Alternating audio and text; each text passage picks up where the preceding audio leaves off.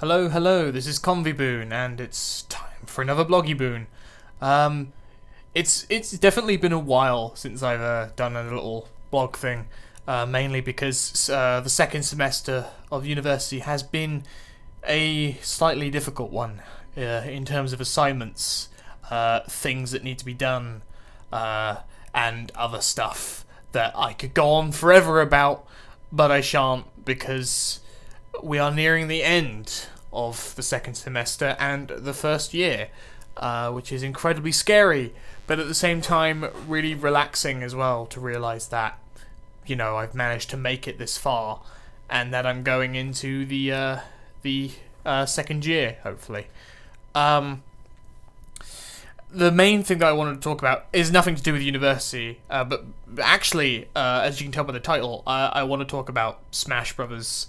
Because I haven't done a subject-based BloggyBoon for a while. Most of them have been about real issues or things happening with me, and really I wanted to do more of these types of BloggyBoons where I talk about a subject like Smash Brothers or an anime or a video game and my thoughts on it or something like that.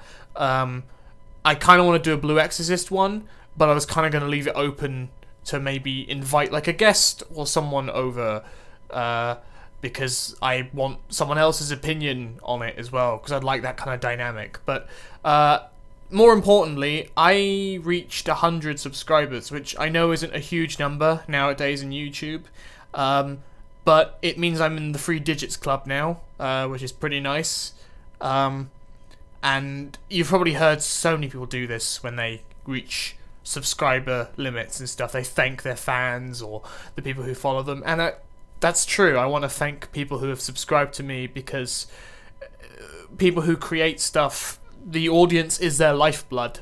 So knowing that people want to see more of your stuff is a nice feeling. You might not know them personally, or as well as you would if you, let's say, had tons of subscribers. You're not going to know all of them personally, but each one who subscribes shows that they're interested. They want to see you do more. They want to see you succeed, hopefully, and do more. So I'm thankful for everyone who subscribed to me, because it makes me want to work on more stuff, which will be happening soon.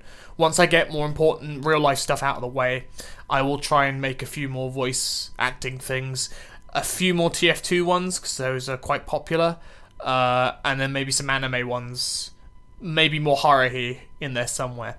But anyway, Smash Brothers, the thing I actually wanted to speak about, the thing that I've been playing non-stop, especially recently, is just a way to kind of kill stress. I've been thinking about doing it competitively, because I like the game competitively, not so much the community, because I've heard a mixed bag kind of thing with the community. Some of the elitists who, kind of don't really like the newer games, or the ones who are absolutely hardcore about Melee. I suppose my position is I don't care, because I think that each Smash is its own game, and they're all fun in their own regards. Really, the reason why I like Smash 4 so much is because of the character roster and just how more polished it is. It's not as slow as Brawl. There are loads of cool characters in it. It's in HD. I mean, I don't really care about graphics, but the Smash Brothers game running at 60 frames per second with nice looking graphics, that's nice. That is nice. As someone who's not a graphics whore, that looks pretty, and Nintendo usually delivers on the pretty department, but in comparison to Brawl, it looks beautiful compared to that. It looks like an orchard of just beautiful flowers. Not to say that Brawl wasn't bad, but looking back at Brawl, it hasn't really aged very well, in my opinion. But yeah, I've been obsessed with Smash for a long time. I played Melee back when I used to just spam specials, and I played Kirby, which was arguably considered one of the worst characters. Though because I'm in Britain, the PAL versions, Kirby was a little bit better, just by a teensy little bit. They changed a few of his damages on his moves and stuff like that, and he was a little faster, I think. But he was still pretty bad compared to his N64 counterpart. But no, I always played Kirby, and in fact, I've gone back and started playing him again in Smash 4, and he is my main. I now actually, in my hands right now, though you cannot see it, I have a little Kirby plushie with me that I have recently purchased for two reasons. One, I thought I'd treat myself and get something for myself, because I don't normally do. And second, I wanted a more, like, physical representation of my my established main. Because I was kind of... When I first played Smash 4, this is the reason why it's really hard for me to try and like the earlier versions and kind of stick to Smash 4 now, when even though people don't really like that, you know, the kind of Melee hardcore fans and some of the Brawl hardcore fans, so I know they're kind of in fleeting numbers. The reason why I like Smash 4 so much is because most characters in that game feel really, really good. Like, Kirby in Brawl was a lot better than Melee Kirby, but he still kind of felt really tacky to me. Whereas, he's not that fantastic in Smash 4, but he feels really, like, fluid and great, and it's where I learned how to play him a lot more properly. Like, I can do combos on him now, and I know how to, like, short hop with him, and do all the kind of pro-ish stuff, I suppose, even though it's in the game's, like, tips and tricks and stuff, so, you know, it's not like this hidden crouching tiger technique in Smash Brothers. Whereas wave dashing was, you know, I'm glad that wave dashing is not a thing anymore, because I would have just said, fuck that, I'm not learning that. Which I suppose is another thing that I don't really like about competitive Smash, is there are some things that you need to learn, which, to me, feel really kind of unnecessary to learn, but they are, I know they're good, I know they're really, really good, but I hate being judged because I don't know how to do those things. Like, if I played Melee and I played it competitively, if someone said, oh, do you know how to wave dash? I'd be like, no, I didn't really bother learning how to do it. And they would have been, oh, wow, you suck. Like, you're terrible. It's like, you haven't even seen me play yet. It's like, okay, I'll probably lose because I don't know how to wave dash. But, you know, wave dashing is not the main thing of the game. You know, there's loads of things around the game, you know, and I'd like to argue there is a little bit of luck based in it, at least with me and Kirby, because one thing that's obviously really easy to read when you play as Kirby is stone, which I don't try to use that much, but sometimes, very rarely, you'll get that one chance where the player is not paying attention to you, and you can just get them that stone to land on them at high percents and get a quick KO. You know, that happens, but not most of the time. But no, I'd like to play Smash competitively, but at the same time, I'm also kind of semi-casual, because I'm like, I don't want to care about all these techniques and stuff. Yeah, I'll learn how to short hop, I'll learn how to perfect shield, I'll learn these combos, and I'll learn all these other things, but I'm not going to go super, super in-depth with it, because at the end of the day, Smash Brothers is just, it's this fantastic collaboration of, like, franchises and stuff together, and the reason why I'm so in for the new one, number 4, is because they got, like, Mega Man on it, they got Pac-Man. And so you've got all the 4, like, gaming Goliaths all together, and you can, you know, obviously have them all fight each other. Some lesser-known characters are on there, like Shulk. You know, I kind of knew about Shulk a little bit before Smash Brothers. I wasn't too interested in his game, though. But then, obviously, he got into Smash, and I started playing as him, just because I thought he was quite cool. And, yeah, he's pretty decent as well.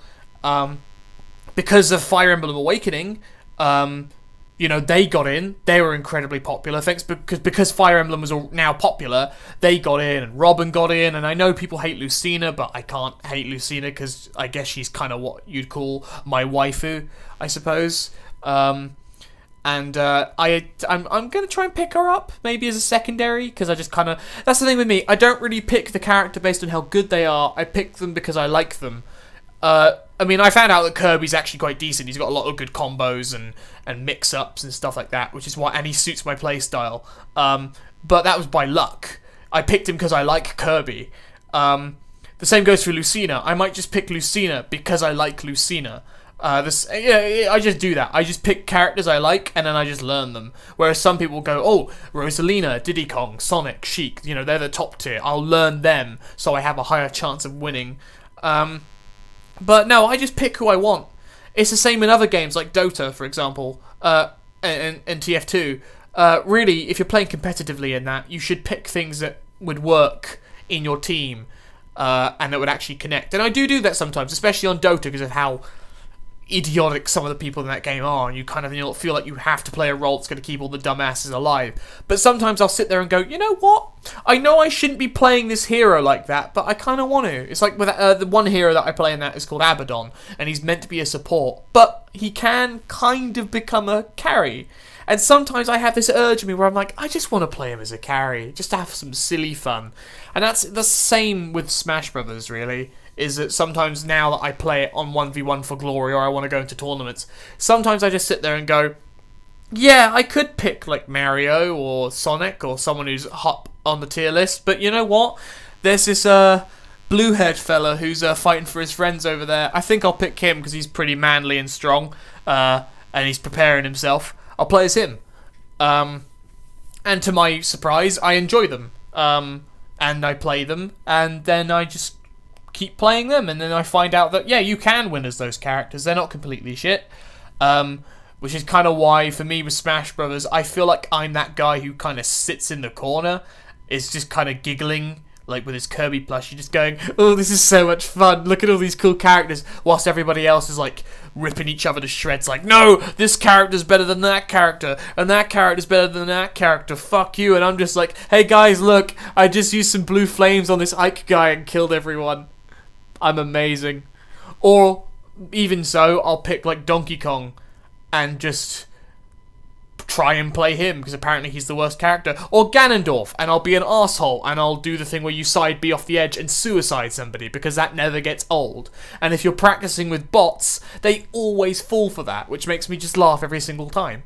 So, yeah, for me, Smash Brothers has been a great series for me, ever since I played it poorly with my friends in Melee, spamming up B on Kirby and just obsessing with inhaling their copy abilities, because I love that skill. In any game, I love the ability to steal people's skills. Then in Brawl, I got a bit more slightly competitive. I tried to play more top tier characters and try and learn how to do things like rolling and shielding and combos and stuff. And now Smash 4, I feel like I've come full circle, and like I'm having fun with it because I know how to play the game properly, like, you know, in a competitive sense. But at the same time, I'm not going all out. I'm not like, oh, I need to be the best Smasher that ever was. I will be the next Zero or Mewtwo King or what Ace or whatever the other Smashers that I can't remember. I don't really actually know many of their names because I don't really follow particular Smash players. I just kind of see them. Though I think there's one guy I like who does Mega Man, which is Zuko, you know, because I like Mega Man. He was my original main before Kirby came and took center stage. Speaking of which, I think at university my societies actually may or may not be running a little Smash Brothers little get-together for our last society day in the week. So hopefully I'll be settling it with Smash with my friends there, and they will taste bitter defeat as I kick the crap out of them with my little pop star friend here that I've got in my hands, my little old pal Kirby. Yeah, it's kind of been a bit of a jamble, this BloggyBoon. I mean, it's been a while since I've done one of these. I just wanted to bring up a topic that I could ramble on about and just talk and talk and talk and talk, really. So once again, thank you very much for the 100 subscribers. I'm really grateful about that. It's encouraged me to want to go and make more things. I think the next BloggyBoon I'm actually going to talk about some voice stuff, because I've actually done some voice work for people, and I kind of want to talk about my experiences with that more briefly and more direct. But yeah, expect that soon. I'll do a BloggyBoon on that soon. Yeah, Smash Brothers, awesome. I love it. You guys should play it if you've got it. That's great. Tell me what your mains are. Just let me know why you like them. Just go tell me everything you want about Smash Brothers, and I will listen, and I will hopefully answer. But yeah, this has been BloggyBoon. I will see you in the next video. Bye.